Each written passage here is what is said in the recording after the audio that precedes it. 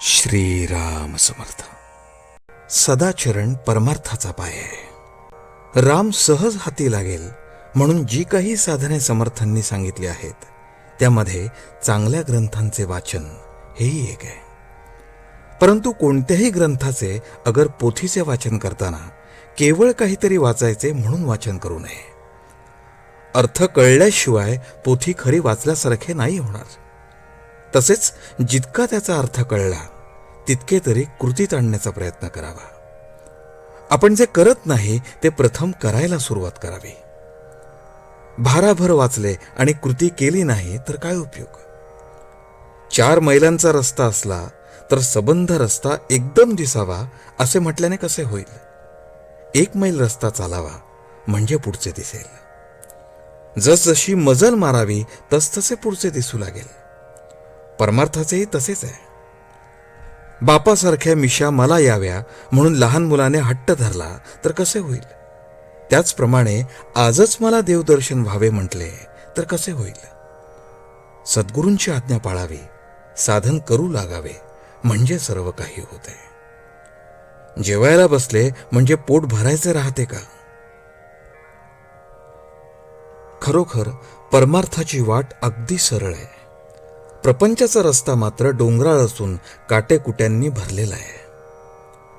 आपला प्रपंच हा परमार्थाच्या सोयीसाठी असायला पाहिजे, पण याच्या उलट आपला परमार्थच मुळी आपल्या प्रपंचाच्या सोयीसाठी आपण केलाय. कुंपणाने शेत खावे तसे आपले झाले आहे. शेताला कुंपणाची जरुरी आहे, नाहीतर ढोरे आत येऊन शेत फस्त करतील. पण कुंपणच जर बेसुमार वाढले तर त्यामुळे शेताचे नुकसान होते हे जाणले पाहिजे.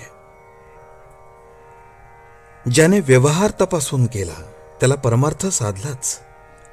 परमार्थ हा साखरेसारखा आहे. आपण साखरेचे कारले जरी केले तरी ते खायला गोडच लागते. तसे प्रपंचात सुद्धा परमार्थ केला तरीही तो गोडच असतो.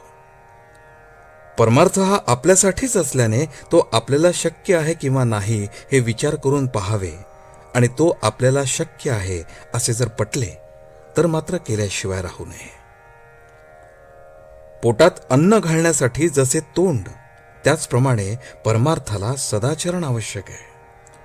सदाचरण हा परमार्थाचा पाया आहे.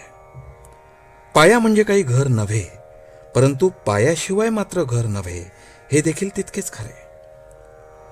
आपण स्वतःच्या मुलाला जसे प्रेमाने घेतो तसा परमार्थ करावा आणि आपण दुसऱ्याच्या मुलाला जसे घेतो तसा प्रपंच करावा.